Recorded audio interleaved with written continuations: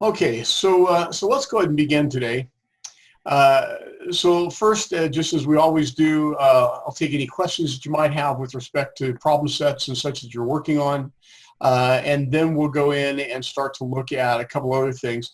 You may have seen my WhatsApp post from a few minutes ago, maybe an hour ago, where I said a few people have asked if we could possibly talk about the potential effects of the new stimulus package that was passed by the U.S. Senate and House of Representatives. So I'm happy to do that. In fact, I even went ahead and sent you a brief summary article that will give you an idea as to how many dollars are intended to go where, but we can talk about the effect of that if you'd like. And then we'll go in and do a brief visit again on the forward market multiple model. And then we'll move into looking at how we go from enterprise value, which is synonymous with the value that we estimate for the firm, and how we go from that to the value of the firm's equity, both common and preferred, and then separately how we go from enterprise value and the value of equity to thinking about the firm's tangible asset value and the firm's goodwill. And that'll pretty much wrap us up today. So with that, any questions with respect to anything that you're working on or assignments you're getting ready to turn in? Well, I have a yeah, go ahead, Alex. For the ICP, because we have to do the forecast for 5 years for the free cash flow, and then we are not using the business owner premium. So I was just wondering, should we do should we use it or no? Like in the solution you're not using it, but since we have the business owner premium in the text at the top, I was wondering if we should use it or not.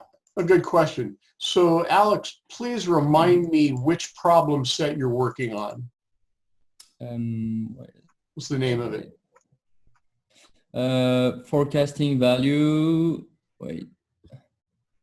DCF KVD model problem. Okay. Which question are you on here? So for the sixth question, yeah, we need to provide the forecast schedule of NOPAT, investment capital, ROIC, and free cash flow. So I'll share my screen briefly with you. So you should be looking at my solution set to this now, and you're right. You'll see that I used one without any best owner premiums or any other adjustments. And let's get used to thinking about a best owner premium as though it's simply a type of an adjustment. And so, because there might be other adjustments that are relevant to the firm as well. So in this case, I don't differentiate here. I don't tell you to use with or without. So I think that either way is just fine. It wouldn't bother me to see this with the adjustments or without them. Obviously, you're going to end up with different values. Let's see if it makes a difference as we move further on here. Well, I think in number 8, I differentiate, right? Number 9. So I think in number 9, you need to use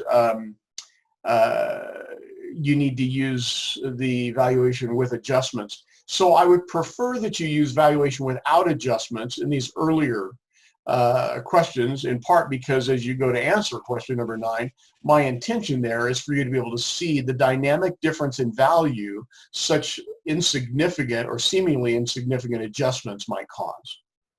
Now, if you've already done this and you did it with the adjustments in both cases, I'm not going to tell you to go ahead and redo it. You guys already know that I don't scrutinize these problem sets terribly. I look to see if you appear to have done them. Because there's no sense in looking to see if you've got the right answers because you have the right answers available to you. But I'm just trying to get you to see that you can see some fairly insignificant adjustments that tend to make some big changes in value. Does that help? Yep. What other questions might you have? Martin, did you have one coming into this as well? Yeah, I had a question because last time you talked about the multiple, And for Mara Drovana, when we calculate the multiple is 9.28, and you took 4.25, and you said that you took it before because you were looking at some other multiple to the same area industry. But where those multiple come from? Good question. So we're actually going to look at this somewhat critically here in a week or so. But just let me give you an idea as to where I can find these. There are a number of different places where you can get listings of what multiples should be applied per industry. There's something called Cognient data tables. Navient has one of these as well. But the one I tend to go to sometimes is Cognient. It's a very simple one, a much deeper dive, a much more accurate data structure here is to look at the business valuation resources, data items I have available for you online. And when we look at those, I've actually got 3 different logins. And so you'll be able to go in and log into a system with business valuation resources. You'll be able to, with SIC code or NASA or NACE code, you'll be able to find the industry in which a company exists. You'll then be able to select a number of different firms within that industry based upon their similarity to your firm.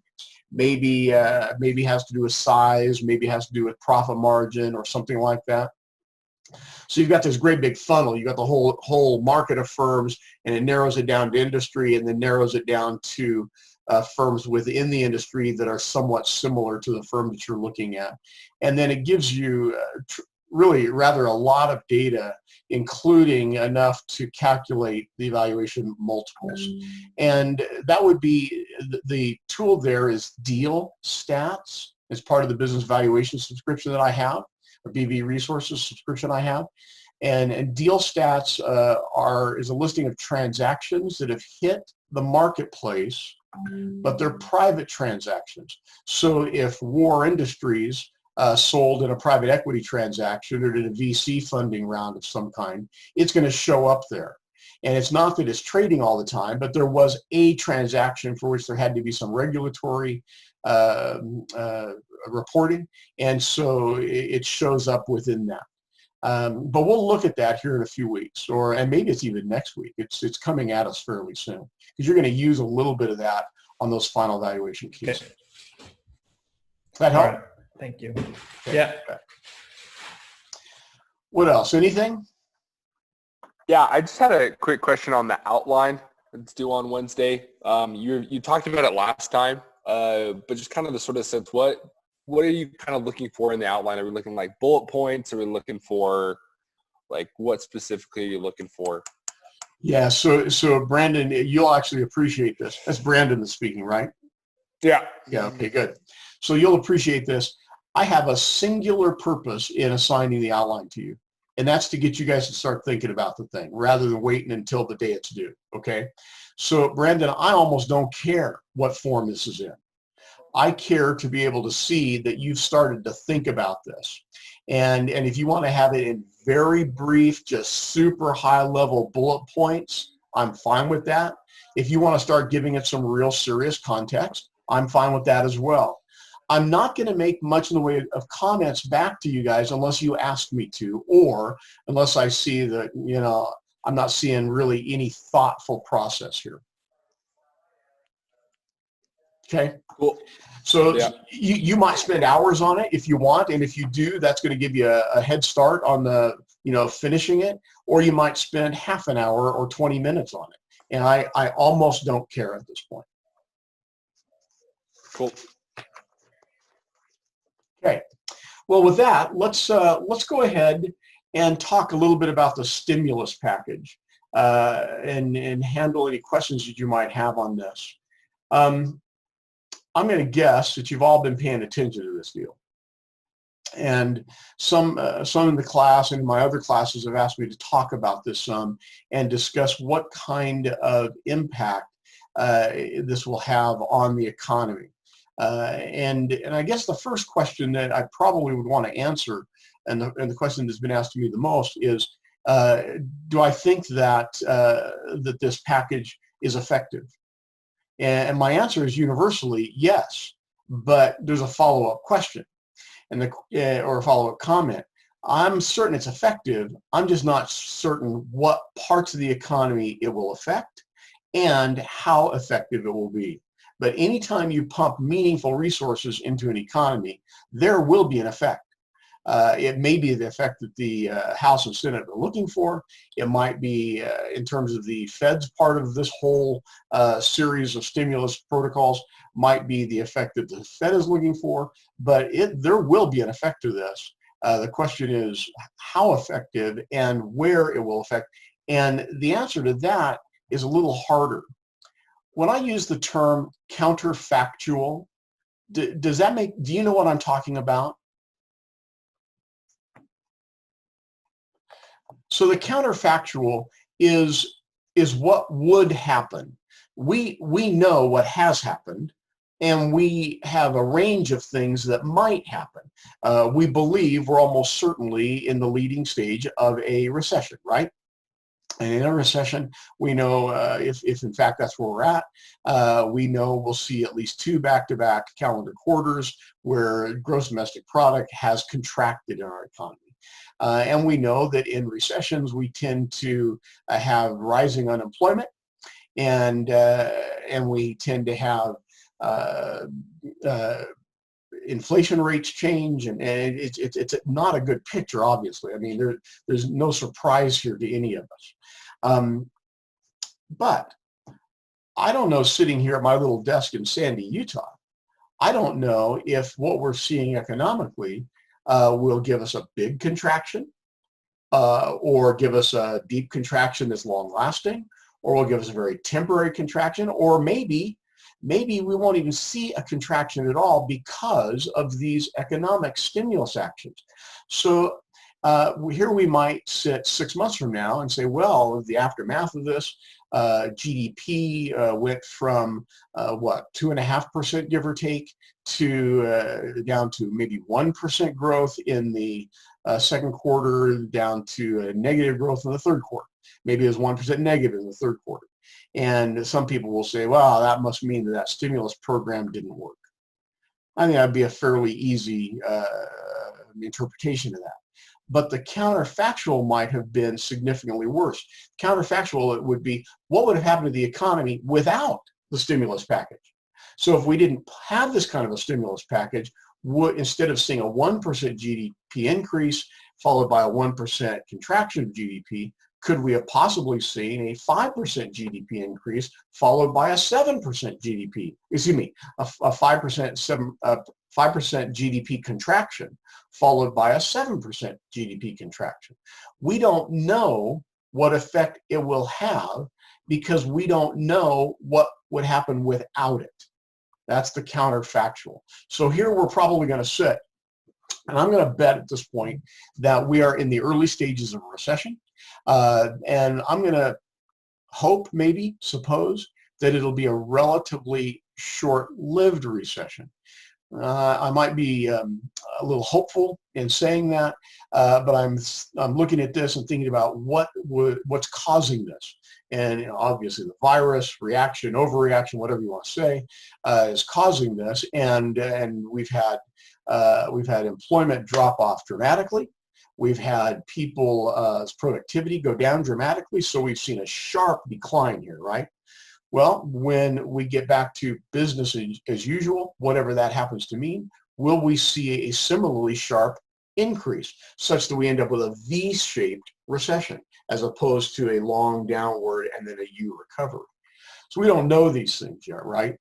But I think it's pretty easy to say that we're going to have some here. So with that, let's look at a couple of the elements here in the bill. And I think the one that's probably got most people's curiosity is the checks that they could possibly expect to receive as taxpayers. So we're looking at $1,200 for individuals or $2,400 for a married couple. That phases out per individual, starts to phase out, I think, at $75,000 of gross domestic or of adjusted gross income, and is completely phased away at $99,000. So if your adjusted gross income is more than 75 but less than 99, you would get something, but not the whole 1,200. And for a married couple, those numbers are doubled. Okay, whether there are two earners in the household or not, the numbers are simply double. So what's the effect of this going to be? What would you think? Increasing drastically the debt of America. Decreasing, you said increasing the debt of America? Increasing the debt. Yeah, by about $2 trillion, right? Yeah. Yeah. But you know, here's this counterfactual issue again. So we have to think about, what would our debt increase be this year, Martin, without this? Well, we don't know that necessarily. We do know that if incomes are down, if GDP is down, if corporate profits are down, then that means tax revenues are going to be down.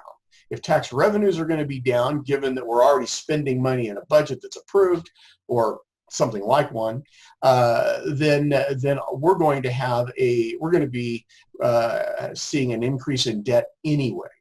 So will this increase debt? Yeah. In fact, could it increase it by $2 trillion? Yes. It's probable that the actual increase over what we would have seen without this will be, we'll see an increase of less than $2 trillion. It's probable. We'll see what happens. So what else? So Jaden, I'm going to pick on you for a minute if you don't mind. I think you might be the only one on the call other than me that's married. So I'm going to assume that you and your spouse fall below the $198,000 adjusted gross income level for the year. Maybe a little bit, just a tiny little bit. So I'll guess that you'll get $2,400. Will your baby have been born yet? It depends, because it's going to be in April, so not yet. Yeah, okay. I didn't think so. Okay, so you'll see $2,400. How would the Castro household spend that $2,400? What would you do with it, if you don't mind saying? And if you'd rather not, I know what Brandon's doing with it. That was obvious. So I don't know. It's an interesting question. We've already elected to donate a fairly substantial amount of that. We've just advance donated it. So a lot of it will go just to donations. And then so this is an interesting topic because we don't make that much, but we have enough saved up, and there's so many, like, landlords are being very flexible, banks and stuff are being flexible enough that, like, a lot of our bills we're still going to pay because we have enough saved up, and we both have secure work right now. But it'll probably, what we don't donate will just go into savings. Okay. So you probably won't change your spending with part of it, but the part that you donate, you believe will flow through to other households and help them spend money on necessities, etc., right?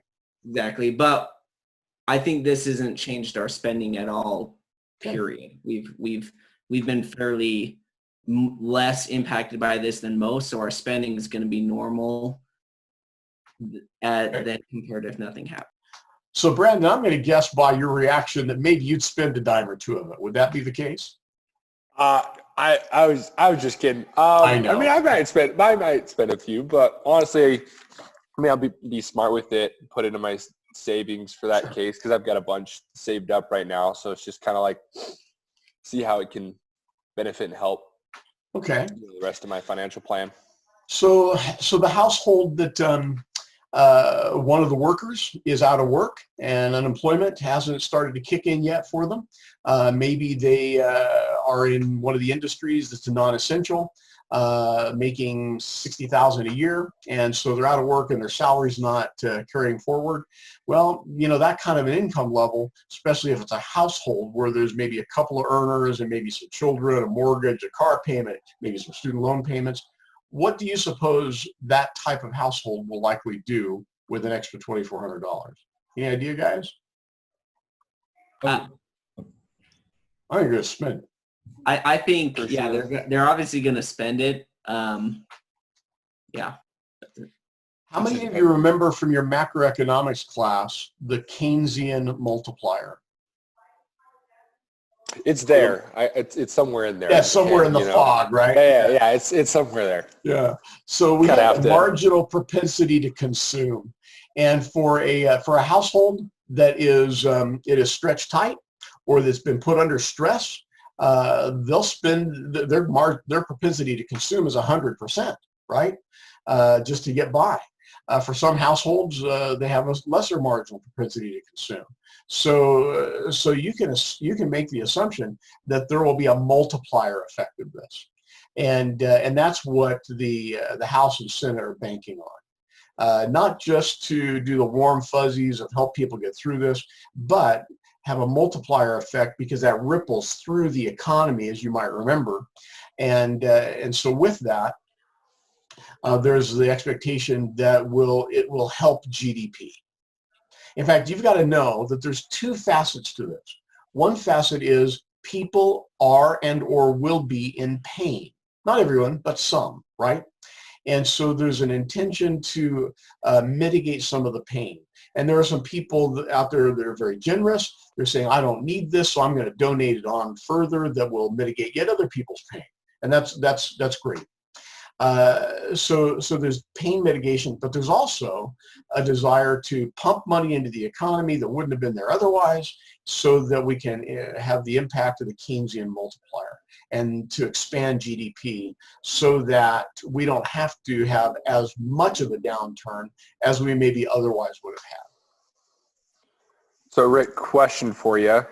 So kind of like with your example with like, you know, the working family that's got, you know, certain car payments, house payments and whatnot and kids and everything. How long do you think this is like going to help us? Not that like, so is it going to help us for like a month? How like the amount of this stipend or so, how long do you think it's going to carry over for? Like a month, and then it's going to be like, we're going to need a fourth bill, or how long do you think this will, you know, help us stay afloat until we're going to need another one? That's a good question. I'll use one of my daughters as an example here.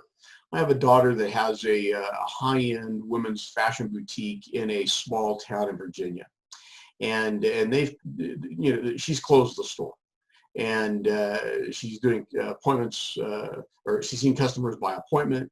And the first week of that, they were terribly busy, but it looks like that's just dropping off terribly. So so her income from operations over the next month is probably going to be, my guess is it'll be negative because they got fixed expenses of rent and such, right? And so she's going to see no wage, and she's going to be bleeding here. And she and her partner, rather than dip into trust funds, they're going to rely on this. And for them, $2,400, well, they'll each receive 12, they're not married, but they'll each receive 12. So 24 combined for the two of them will not make up her loss of income for a month. So for them, it won't even last a month, right? Whereas for some households that aren't affected by this or aren't affected much, it will last for many months. So, and I know obviously your question was, will we see another stimulus? And that's another part of the issue.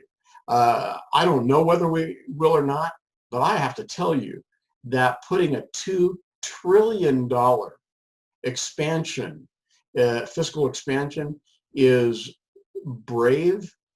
It is risky, and I would hope that we would not fall yet more deeply into further federal debt for another program.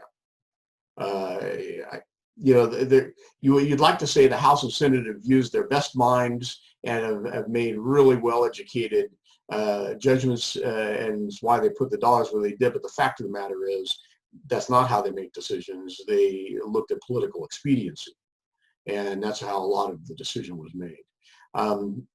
For some households, $2,400 is going to help them a tiny little bit. It's better than nothing, but it's not going to get them beyond a month worth of pain. And for others, no big deal, right? let's talk about that issue of what this kind of thing does in the macro. So assuming that there is a fair amount of consumption, and they're clearly between this and the stimulus package and the the Federal Reserve having opened up what amounts to another quantitative easing program, a very aggressive quantitative easing program, we'll then see an expansion of the money supply of probably $4-5 trillion in the aggregate. That is what, more than a third, well, almost a third of annual GDP. And that is significant. What do we expect to happen in macroeconomics when money supplies increase so dramatically? Inflation. That's what we would expect to see, Jaden. So we saw an expansion of the money supply because of the stimulus and quantitative easing prospects of 2008, 9, 10, and beyond of about $4 trillion. Have we seen much in the way of inflation as a result of that? Well, wages haven't gone up all that much. Inflation rates have tended to be either below 1% or upwards of maybe 2% in certain periods. We clearly have seen an inflation effect in the stock markets, well, up until recently at least, and we've seen them in the real estate markets. But that's a function not so much of an increase in the money supply directly, but an interest rate change, which certainly has its roots in money supply as well. But we haven't seen a lot of domestic inflation. Does that mean that we haven't seen inflation though? Where or how might we see inflation that doesn't affect us domestically?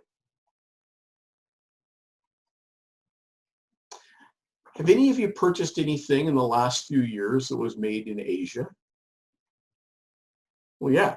In fact, I'm going to say that a goodly percentage of your purchases have been things made in Asia, right? And in those Asian economies and even non-Asian economies that have become the workhouse of the globe or workhouses of the globe, have we seen real estate prices increase and have we seen wages increase? And we absolutely have. Yes. Wages are almost double in China today what they were 10 years ago. Certainly not double here. Wages in places like Malaysia and such have in Vietnam are more than double what they were a decade ago. So we don't see a lot of the inflationary effect domestically, but we do see the inflationary effect as it leaks out from our economy because we buy so many goods and services from other economies.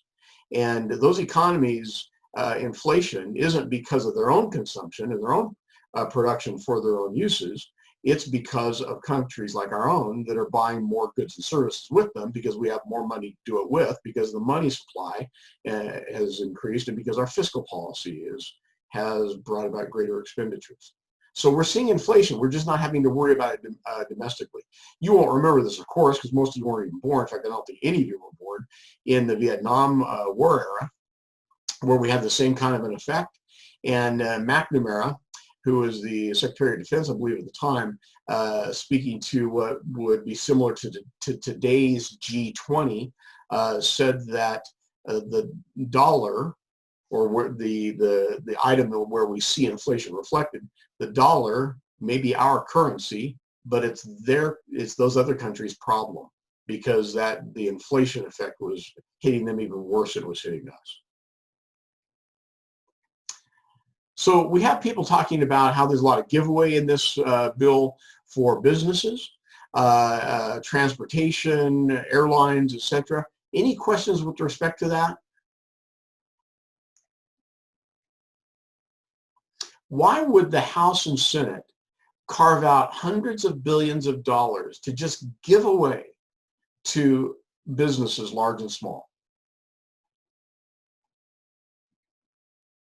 So they can employ Americans? So they can continue to employ people? Yes. In fact, those giveaways, if you will, only become giveaways in most cases if they don't lay people off.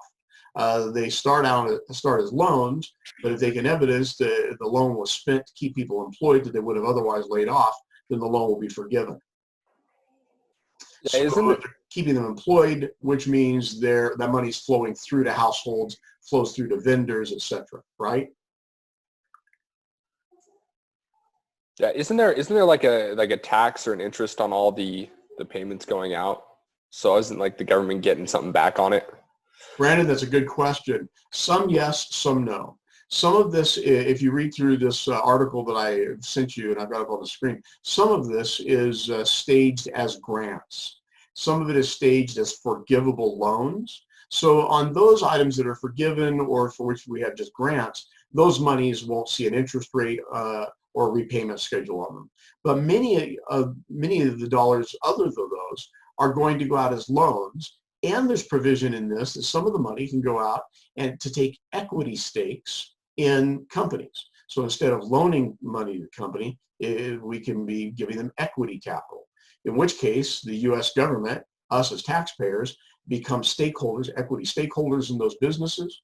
And if the businesses do well, then our equity stake goes up. Government probably at a point sells those shares and there's some profit. If it's loans, there's interest on the loans. But some of the companies we take equity stakes in won't survive. And so the equity stake will become worthless. Some of the companies that we give loans to won't survive. So we won't get any interest income. Maybe we won't even get repayment of all of our principal. This is the exact same way that the Targeted Asset Relief Program, TARP, in 2007, I think it was, maybe it was 2009, was structured. And there was a lot of complaint. There were, all these big bailouts for corporations. Why not bail out households? And it's because people largely misunderstood this. The U.S. taxpayers actually ended up profiting as a result of those TARP loans. And there was more money that was returned to the U.S. coffers in principal and interest payments by these companies than there was money that went out to them. Now, clearly, some of them went under. And so we didn't get that money from them. But in the aggregate, more money came back in over the years in terms of interest payments, principal payments. And you might remember that in some cases, we took large equity stakes in companies like GM. At a point, the U.S. government owned 37% of the outstanding equity shares of General Motors as it was reconstituted. And it has since sold those off to the market and sold them off at a profit. So it's altogether plausible. I don't know if it's likely, but it's plausible that the same effect will happen here. That tends not to make the press or the media as much as the term bailout and corporate handouts tends to make the press. Okay. All right, well, if you're curious about this any further, feel free to ask. Otherwise, I'm going to go ahead and move into talking about the material for class today. Fair enough? Can I ask just one question still, Rick? Certainly. From this, just to because I have a concern or a question about the fact that in 2008 to 2009 the U.S. government bailed out the banks and they put money in there. So I'm asking a little bit more of the long-term sort of impacts of this, because the U.S. government has been pumping out so much money into the money markets for a long period of time, and now yet again the government is pumping out a huge amount of money that in the long run, I mean, this is something obviously that we haven't seen before at all, but have you any sort of insight on what this kind of long-term impacts would be? Let's say that, as I looked here on the Word document that they were giving out 500 billion as loans. So not the whole package is totally given away, but some of it, and as you said, that the companies will pay some amounts back, and there might be a chance that they will get more money than what they paid. But at the end of the day, the government is giving out money, and they've been giving out money, they've been pumping money for a long time. So I'm just wondering that what kind of long-term impacts it might have if it goes south. If it goes south. So you have to qualify what you mean by that for a moment. Well, what I mean by it is that, let's say, okay, so this pandemic will go for a longer period of time. It will go for a year, which I think that the U.S. government is not taking in calculation. They're taking in calculation only short-term ramifications. That's how just I interpret the situation. I might be totally wrong. Oh, no, you're right. That's how I see it. Well, you're absolutely right. I don't think that there's an expectation reflected in this package or anything else we're seeing come out of the state and federal government of this lasting more than 3 or 4 months. First, if we see the kind of contraction in our mobility in the economy, our ability to go to work, our ability to do spend money like we normally would, if we see that last for a year, we will not have experienced a recession. We will experience a global depression that will rival the 1930s era depression. That's all there is to it.